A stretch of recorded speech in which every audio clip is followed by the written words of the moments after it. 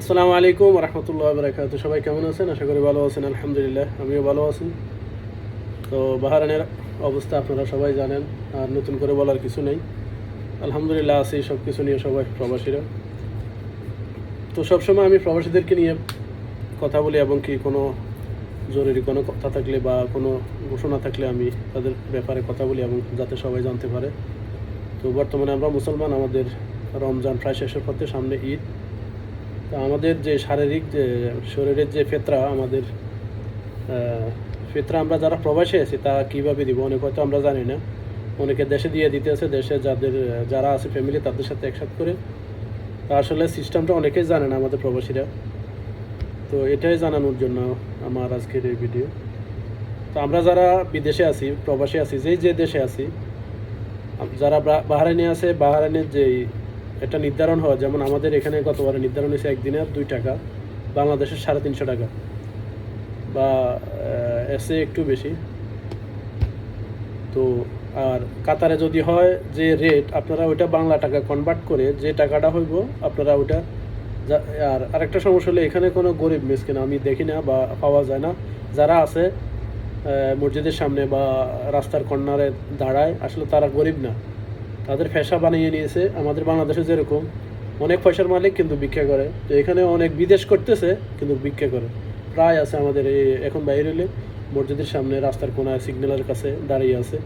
আপনারা আসলে এরা গরিব না, এরা বিদেশ করতেছে, লক্ষ টাকা খরচ করে ভিসা লাগাইতেছে। এরা কি গরিব? গরিব হলে তো দেশে চলে যেত। তো আসলে এদেরকে না দিয়ে আপনি যে দেশে থাকেন, যেমন ইটালি, সুইজারল্যান্ড, ইংল্যান্ড, আমেরিকা, যেখানে থাকেন, আপনি ওই দেশের একটা, অবশ্যই যারা আছে মুসলমান বা নিউজ আছে আপনারা জেনে নেবেন। যদি মসজিদ থাকে, মসজিদের ইমামের সাথে দেখা করবেন যে আমাদের এই দেশে জনপ্রতি কত টাকা আসছে ফিতরা। তো যখন এই দেশের হিসাবে আপনি যে ডলার হোক বা দিনার হোক, দেড়হাম হোক, আপনি ওইটা বাংলা টাকা কনভার্ট করবেন যে কত টাকা হয়। ওই টাকাটাই আপনি দেশে গরিব মিসকিন আত্মীয়দের মধ্যে যদি দুর্বল কেউ থাকে তাদেরকে দিয়ে দিবেন, তাহলে আপনার ফিতরা আদায় হয়ে যাবে। আর যদি আপনি দেশে যারা আছে 120 টাকা, 130 টাকা বা 150 টাকা, 170 টাকা, এই হিসেবে যদি দেন, তাহলে আপনার ফিতরা আদায় হবে না। আর যদি এখানে গরিব থাকতো, যারা অবহেলিত আছে, তাদেরকে আপনি এই দেশের নিয়মিত দিতেন। তো এটা আসলে এ দেশে নাই বিদে, বা আমার এ দেশে দেওয়া সম্ভব না, তাই আপনারা দেশে দিলে আমার মনে ভালো হয়।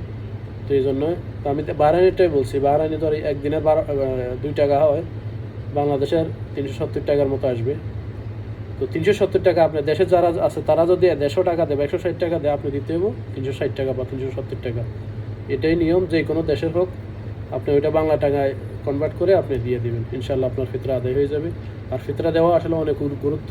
যারা ফিতরা দেন না, আপনাদের শরীরের যে অসুস্থতা, যে ক্লান্তি, অভাব অনটন, বা আপনার যে বরকত উঠে যাওয়া, আপনার কাজকর্ম না থাকা, আর বিশেষ করে আপনার শরীরের যে সুস্থ থাকাটা, এটা ফিতরা, এটা শরীরের একটা ফিতরা। যেরকম আমরা সম্পদের জাকাত দিই, তো শরীরের এরকম ফিতরা আল্লাহ তাআলা যাতে সুস্থ রাখে, ওইটা গরিব মিসকিন যারা অসহায় তাদেরকে দিলে আপনার শরীরের যে ইনশাআল্লাহ আল্লাহ তাআলা বাকি 1 বছর আপনাকে সুস্থ রাখবে, এবং কি আপনার কোনো অসুস্থতা আসলে আল্লাহ তাআলা শেফা দান করবেন।